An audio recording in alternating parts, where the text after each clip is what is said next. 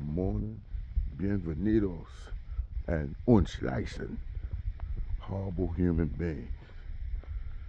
This episode was inspired by good friend OG Lee. This the horrible human beings. Who's the most horrible human being you know? Episode. And like I said, this was inspired by my man Big Lee. Uh, and these aristocratic lunches he eat. Swear to God, yo, you never seen nobody have lamb shank, roasted lion with ostrich sauce on the regular. Other dudes bringing bananas and apples. This guy got actual figs from Jerusalem. So, I mean, good God Almighty, 78% of this man lunch imported from places you'll never be. But shout out to Lee for the idea. And them, if Dubai was a lunch, them super lunches you be bringing in. But to get serious, well, I thought about who was the most horrible human being I knew. But then I had to think about it for a second. I realized that the most horrible ain't the most violent person that I know, or that anybody know that you heard of or whatever. It's not the most violent. It's not the most reprehensible person. That's another category. Also, it really ain't the most miserable person. And then it dawned on me that truly horrible human beings, you know, maybe this ain't the forum to discuss them and them actions, especially when we talking about people that's, you know, not just Hitler or Pol Pot. We're talking about the neighborhood Hitlers and folks that's actually living, guys that might have been shot, lit on fire, and threw off roofs, which happened. But leaving that to the side, I had to whittle down my categorization of a horrible human being. And then it dawned on me that I had one. And so, to give some frame of reference, I was working in a spot. At this point, this was maybe more than 10 years ago, 10, 11 years ago. Working in a spot, and let's say we got a supervisor who was a white dude. Like, and this would really get down to the dynamic of what make it horrible.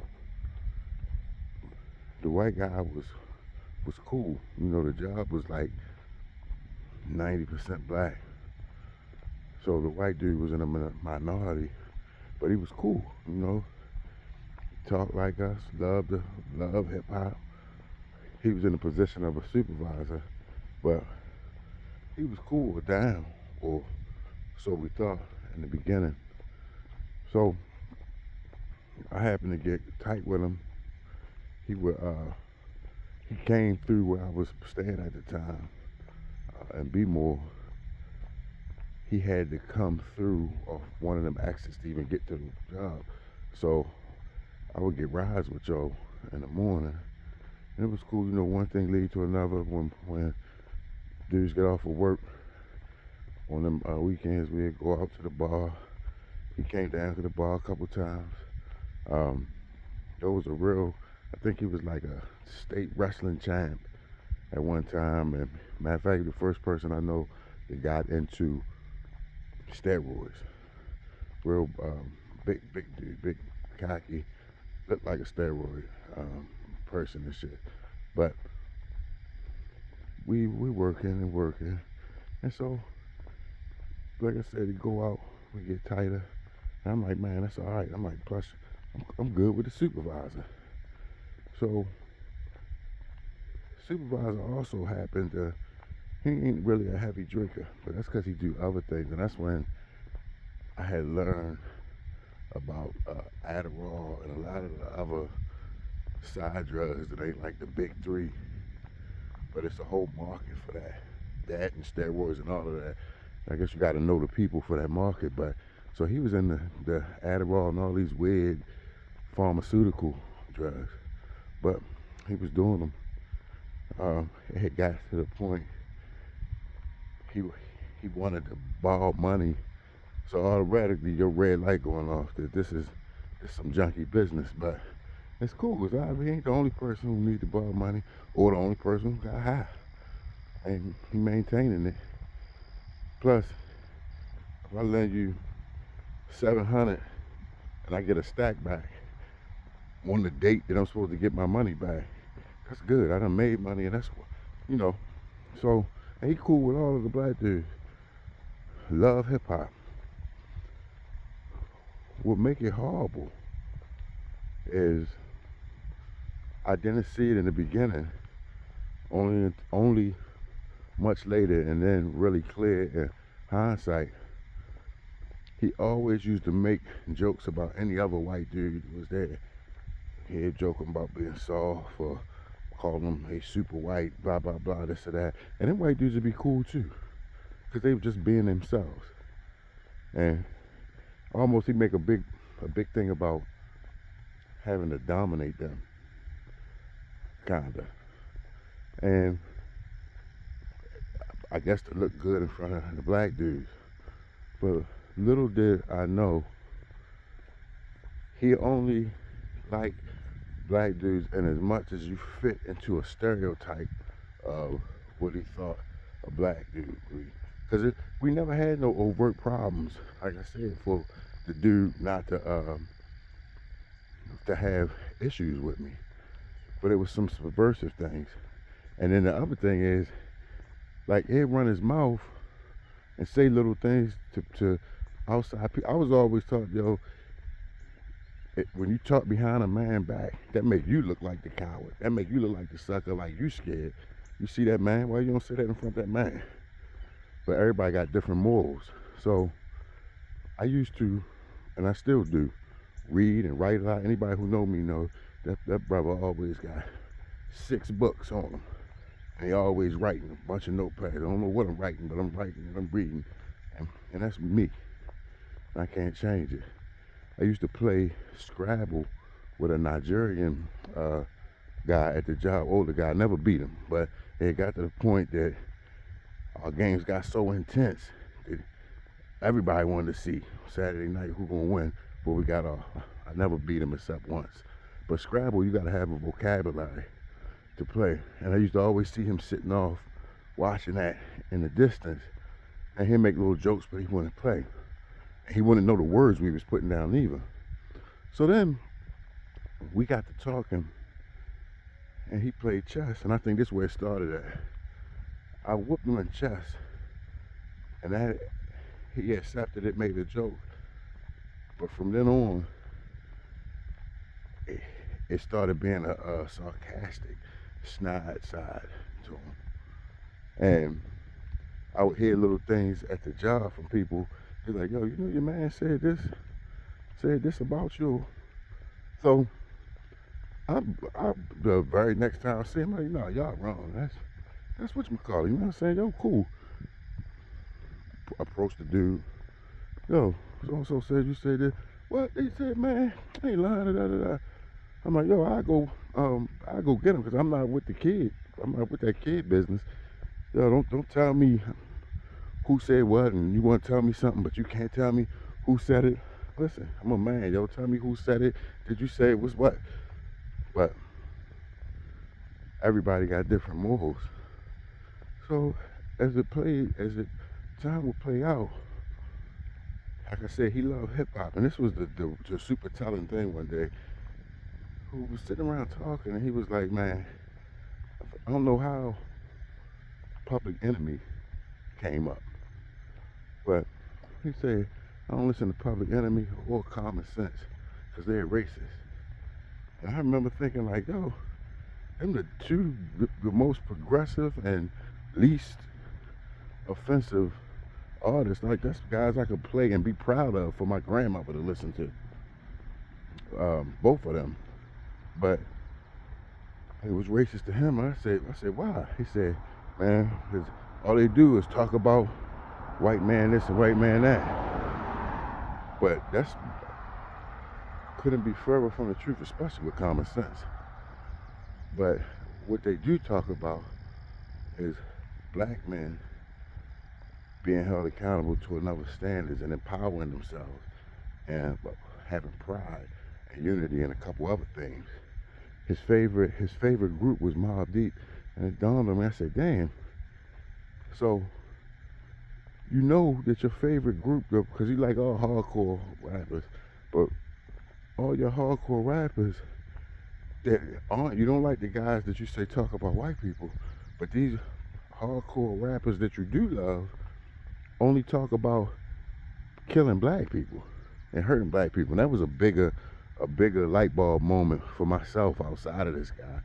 But I remember bringing that up one day, and he got quiet. And his fast said, "You realize that, right? That's all Mobb Deep talk about.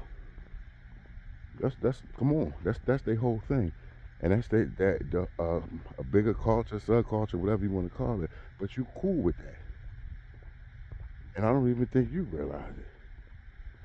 And then that's when the change came. So fast forward, now the dissidence is growing, and like he got a real big I don't understand how he came up or whatever, but the cracks in the facade started to come out, and he talked a lot of craziness once again behind my back. But knowing the kind of guy, I'm front and direct, and we see each other, but I never caught to it. So anyway, it get out of line to the point where I'm like, you know what? I can't even deal with you or fuck with you like a man. Yo, we just work here. So now Ben stopped getting rides and all of that. Ain't letting you no money. You know, it had got to a point we thought that talk. It was a different time. I even had gave him pieces of some things, thinking he was gonna run them out. Thinking I had met a cool white boy that was plugged in with the white boys out of his region. He dropped a couple names that man he probably ain't even never really knew them, but anyway, what made him the most horrible was when I realized he hated himself, and the reason he got on the other white guys was because they were themselves all the time. They weren't putting the facade on. I don't mean the facade of liking blacks or not liking blacks, but just their everyday self. He tried so hard to be he actually had to try, and then it was going against who he truly was. So when you met a black guy who was outside of that and didn't fit into your stereotype box because of my habits or intelligence or whatever have you, that infuriated him. And then I realized that the most dangerous person is the person you don't see coming. The guys who are overtly racist and say, "Listen, I don't mess with you," and call you names and this and that. That's cool because I see you coming and I know what it is. I know what it is. But it's who you don't see, because them guys that overtly hate you can never slip a knife in your back. It always had to be from the front. Only way you can get close enough to do my back is if I allow you, because you was able to slip in. And that's how it got. Like it came to the point me and Joe was about to fight on the unit. More, but by that time, like yo, I'm not raising my voice with you and doing all that no more. It is what it is. You are who you are. And then it truly came out. And I mean, you've been places where white people and black people, we already know would exist, and that animosity. And personally, I never, I've been places and I knew, okay, they don't deal with us, they don't like us, and you could tell by how they acting. But this was one of the first times that I really met a white guy, and I know some really genuine, good white dudes. Um, so I don't put a blanket on all of anybody because of one person. This one particular guy was just a horrible human being. And I realized truly why you hated me all these years later. Not because I did anything wrong to you. It's because I didn't fit into what you wanted. And you loved all the brothers that did, and you could talk to, but to to have any difference of opinion and any intelligence or acumen to stand your ground on any debate, that's what infuriated the guy. And all these years later, when I'm cycling through the most horrible human beings, he came right to mind. He came right to mind. And, I've never put nobody's name out there or whatever, but what made it so horrible was that he was so miserable. And he was so miserable because, like I said in another episode about happiness, you wasn't comfortable in your skin. You hadn't accepted yourself. You can't fit a round peg into a square spot, or vice versa.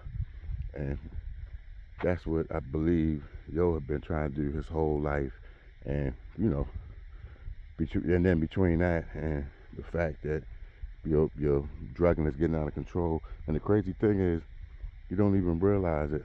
His views on racism was just wildly astounding, but you don't even realize you could have been a lot further. But that sense of entitlement you was born with, because from what I hear, he continually falls forward into success and money, and I'm sure further into addiction is going to derail your life. But I remember when it got really, really bad, and like coming to work was a a a real chore. I'm getting neck aches the day before thinking about it. Like, and I only work about 2 days out the week on the weekends. But the Nigerian guy that I played Scrabble with told me, it was like, listen, don't ever worry about the rattlesnake, because eventually they're going to bite themselves. And not just in that situation, but in a lot more that stayed. I found out that stayed true, and eventually I got out of there, and I fell forward with my own self. And then, that became in the rear view, what have you. But I always, what they say, the wolf in sheep's clothing. But I look at it like, look out for the Trojan horse. They come and present itself this way, but laying inside is everything that it takes to assassinate and destroy you. But it come gifted like a horse, smile on their face. So, a super long early morning walk, cardiovascular, horrible human beings episode. What's the most horrible human being you know? And anybody who get this and watch it for the looking like 18 minutes, please leave me a comment and let me know the most horrible human being you know. We might retouch this every week in different ways and different dynamics. But horrible human beings, the horrible human being, the most horrible human being that you know episode. Be good to each other.